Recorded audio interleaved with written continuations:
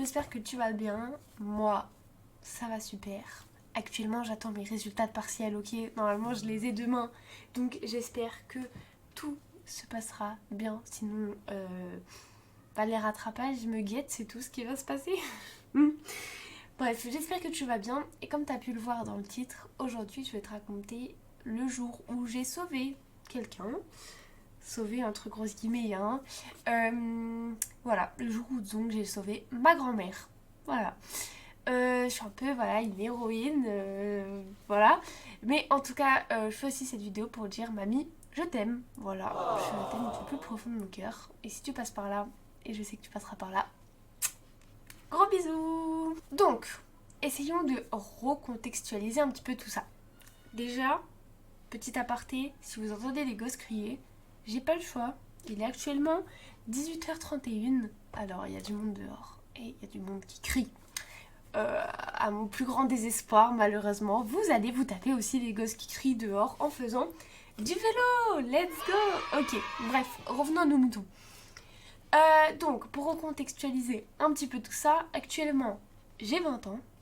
Et quand cette histoire, s'est passé, j'avais à peu près 10-11 ans. Puisque, en gros, ça s'est passé juste après l'année scolaire de mon CM2. Donc je crois qu'à ce moment-là, on doit avoir 10-11 ans peut-être. J'avais cet âge-là. Et donc, pendant les vacances d'été, on décide de partir, ma mère, ma grand-mère et moi, au Texas. Vous allez me dire, mais pourquoi le Texas? Bah alors c'est très simple. En fait, ma grand-mère a eu 2 enfants, 2 filles, ma mère et sa sœur, donc bravo, merci. Et donc elles ont 10 ans d'écart. Et donc la grande sœur de ma mère est partie faire ses études aux États-Unis. Et donc ça, depuis qu'elle est partie faire ses études, elle n'est jamais revenue. Et donc elle habite depuis tout ce temps au Texas.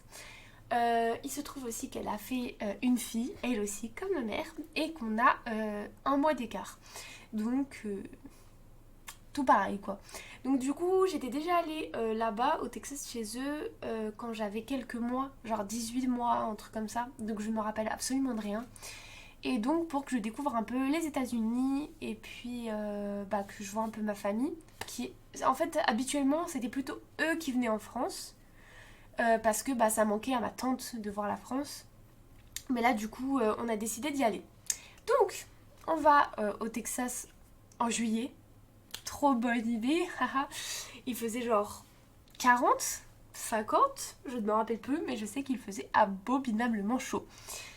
En tout cas, c'était trop bien, j'ai passé des super vacances, la maison était énorme, enfin bref, les États-Unis, tout est démesuré. J'ai vraiment aimé. Genre pour le coup, c'est très différent de la France. Je pense que habiter au long terme, pas trop. Mais j'ai vraiment kiffé. C'était intéressant de voir tout ce qu'il y avait, les fast-food, les magasins ouverts toute la nuit et tout. Enfin bref. Et vient un jour où il fait tellement chaud qu'on décide de faire une activité aquatique.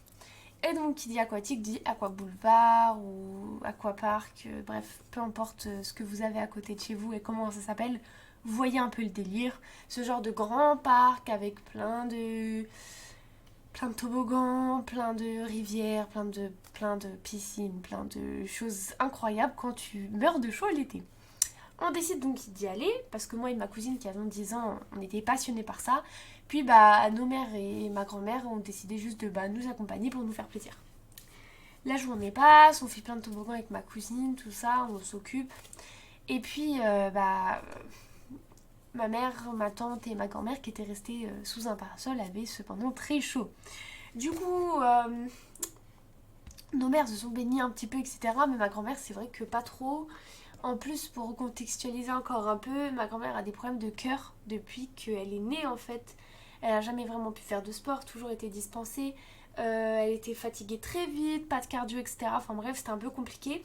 Donc elle se préservait un peu, elle essayait de pas faire des choses trop fatigantes. Et on sait très bien que marcher ou être sous le soleil et tout quand on a chaud, ça nous fatigue, etc.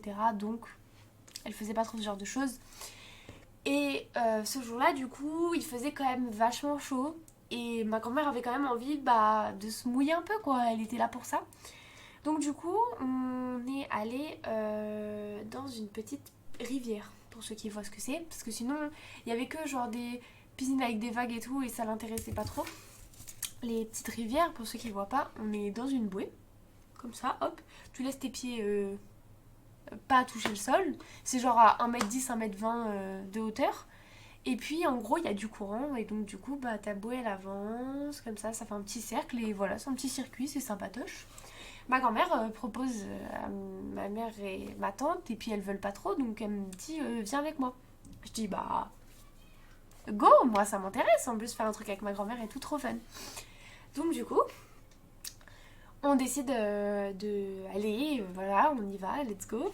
Donc du coup, on commence à y aller, on prend nos petites bouées, on s'installe, on met nos petits bras dessus, tout ça, et puis on commence à y aller.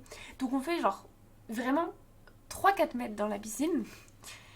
Et puis, donc on est un peu emporté par le courant. Puis là, j'appelle ma grand-mère pour lui dire quelque chose, qu'elle était derrière moi, et puis elle me répond pas. Bon, je me dis pas, il y a du bruit, elle a pas envie de répondre, elle est pas là, tout ça. Puis je tourne ma tête, puis au lieu de la voir comme ça sur sa bouée, je la vois comme ça, la tête dans l'eau en fait. Bon, pas très normal. Sauf que n'oublions pas que j'étais plus avancée qu'elle. Et donc quand il y a du courant, venir à compte courant c'est un peu compliqué. Surtout que je devais gérer la bouée. Bref, quand j'arrive au niveau de ma grand-mère, c'est de la secouer un peu. Genre, hé hey, mamie, wouhou, qu'est-ce que tu fais? Puis elle est pas là. Et puis alors, je me rappelle vaguement qu'elle avait un patch par rapport à son cœur ou quelque chose par rapport à ses maladies qui était là. Et je me rappelle qu'elle le touchait juste avant que moi je me retourne et que j'avance et que je me rende compte après qu'elle était tombée. Et j'ai l'impression peut-être qu'elle le cherchait et donc elle a mis sa tête dans l'eau mais elle n'était plus là. Donc du coup, elle a actuellement la tête dans l'eau. Et il faut savoir que à ce moment-là, personne capte trop ce qui se passe. Et moi non plus. Je suis là, je suis en mode... Mamie, genre... tu fais quoi? Et donc, j'essaye... ses bras étaient retombés sous la bouée. J'essaye de remettre ses bras sur la bouée. Elle ne répond pas, sa tête est livide, elle bouge comme ça. Je me dis merde et tout. Sauf que à ce moment-là, autour de moi, tout le monde se rend compte de ce qui se passe. C'est-à-dire que moi, j'essaye de tenir le courant avec ma grand-mère. Et autour de nous, il y a un rond comme ça de gens à l'endroit où vous savez genre en gros ça commence en fait ces grandes piscines il y a un endroit où il n'y a pas du tout de courant où tu prends tes bouées tout ça et après ça fait le courant et ça revient à l'endroit où il n'y a pas de courant. On était tout au début et donc là où il n'y avait pas de courant les gens font un arc de cercle. Les gens attendent puisqu'ils voient que je galère. Les gens voient qu'il y a un problème. Personne ne bouge. C'est-à-dire que là ils me voient, je ne parle pas anglais. Ça se voit, genre mamie s'il te plaît réveille-toi, c'est pas anglais. Personne ne m'aide. Tout le monde fait un arc de cercle, personne ne m'aide. Ça c'est vraiment un truc qui m'a fait du mal parce que genre aidez-moi quoi. Bref. Et du coup vient le moment où faut peut-être quand même appeler les secours. Hein. Alors ce qui est bien aux États-Unis, c'est que vraiment il y avait des gardes genre au-dessus, enfin des gardes. Ça s'appelle comme ça en anglais, mais genre des maîtres nageurs, des gens qui te surveillent, qui étaient postés sur des petites chaises à genre 10 mètres, chacun. 10 mètres, 10 mètres, 10 mètres. Donc il n'était pas loin, mais il ne me calculait pas trop à ce moment-là, il parlait avec quelqu'un d'autre.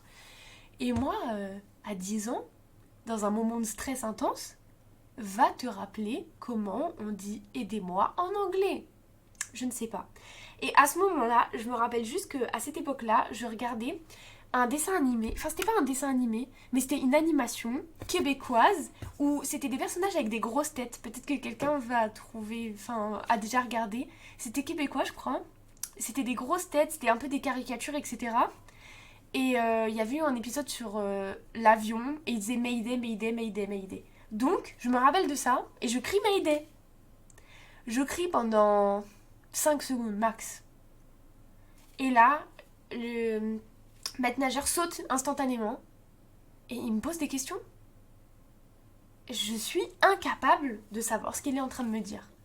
Peut-être que dans un moment de non-stress, j'aurais pu être capable de dire quelque chose. J'étais pas capable. Je le regardais et il me regardait en mode faut se dépêcher. Et je savais qu'il fallait se dépêcher, mais je n'avais aucune idée de ce que je devais lui dire. Je ne savais rien. J'étais là stressée, ma grand-mère toujours inanimée, hein, on va pas se mentir. J'étais là en mode, qu'est-ce que je fais? Alors du coup, j'arrive tant bien que mal à sortir de la piscine à contre-courant et je vais chercher ma mère. Et à ce moment-là, il faut savoir que j'ai eu l'écho après de ma mère que elle avait vu les d'autres gardes courir en fait vers cette piscine là et ma mère avait dit oh là là mais il se passe quelque chose quoi, qu'est-ce qui se passe? Et 30 secondes plus tard, après qu'elle ait dit ça et qu'elle ait vu les gardes partir, je suis arrivée en pleurant. Et elle a tout de suite compris en fait. J'arrivais même pas à sortir des mots, elle a tout de suite compris. Elle est donc directement allée avec moi à la piscine. On a trouvé ma grand-mère, toujours rien. Ils l'ont directement emmenée dans une ambulance qui est arrivée super vite. Et après, bah, c'est pas moi qui suis allée dans l'ambulance. Moi, je suis restée avec ma tante et ma cousine. Et on a pris la voiture. On est allé donc à l'hôpital. Et en gros, ce qui s'est passé dans l'ambulance, c'est que ma grand-mère s'est réveillée au bout de quelques minutes. Sauf que avant ça, du coup, ils avaient mis des électros, machin, tout ça, bref, pour savoir à combien son cœur battait, où ils ont écouté, j'en sais rien, mais elle était à 20 battements par minute. C'est-à-dire que c'est invraisemblable que ce soit réveillé. Ils l'ont dit eux-mêmes, hein, les gens à 20 battements par minute ne se réveillent jamais. Et ils ont dit que, bah, en gros, entre guillemets, on avait eu un peu de chance aussi de pas être américain, parce que vu qu'on partait quelques jours plus tard, ils étaient un petit peu obligés d'essayer de la réanimer, quoi, parce que sinon ils l'auraient sûrement pas fait. Bref, un peu vague tout ça, mais ce que je me rappelle, c'est qu'elle s'est réveillée alors que quasiment personne ne se réveille de ça, et quasiment personne ne vit aussi longtemps, entre guillemets, à si peu de battements par minute. C'était incroyable. Euh, Après, du coup, on est arrivé à l'hôpital, elle était réveillée, tout se passait bien, etc. Elle n'est pas restée la journée, je crois. Le soir, on est rentrés tous à la maison. Tout se passait bien. Et puis donc, quelques jours après, on est rentré en France. L'avion, je vais pas vous mentir qu'on a eu très peur. Parce que si elle refaisait le même coup au milieu de l'océan, et bah c'est un peu complexe, à moins qu'il y avait un médecin dans l'avion, mais sinon bah c'était un peu mort quoi. Donc du coup bah on a eu de la chance, elle a rien eu. Quand elle est arrivée en France, elle s'est fait placer un pacemaker. Depuis elle en a un. Voilà. Depuis ça se passe plutôt bien, elle a quelques problèmes de santé, mais bon voilà. Mais donc du coup techniquement j'ai un peu sauvé la vie de ma grand-mère parce que peut-être que si j'avais pas réagi aussi vite, peut-être qu'elle serait plus parmi nous. Et du coup, Pammy, je le redis, je t'aime très fort. Et voilà. Et aussi, on s'est posé la question parce que Au début, bah en fait, elle voulait pas venir. Elle voulait rester à la maison. Et à la maison, il y a un jacuzzi, une piscine, etc. Et on se pose la question, est-ce que c'est arrivé ce jour-là parce qu'elle était là? Ou alors est-ce que ce serait arrivé de base? En mode, ce jour-là, bah peu importe, juste il faisait trop chaud et son cœur aurait fait ça. Et on s'est dit finalement, heureusement qu'elle est venue avec nous. Parce que si elle avait fait la même chose dans la piscine à la maison, sans personne, et bah je sais pas comment ça se serait fini. Mais bref, en tout cas, prenez soin de vos proches. N'hésitez pas dans le pays dans lequel vous allez à apprendre aidez-moi. La phrase aidez-moi, apprenez-la par cœur, c'est très très important. Et prenez soin de vos proches, on sait jamais qu'est-ce qui peut se passer dans la vie. Voilà, c'était peut-être pas une story time super rigolote, mais bon, vous en avez un peu plus appris sur moi et sur ma grand-mère d'amour. Gros bisous!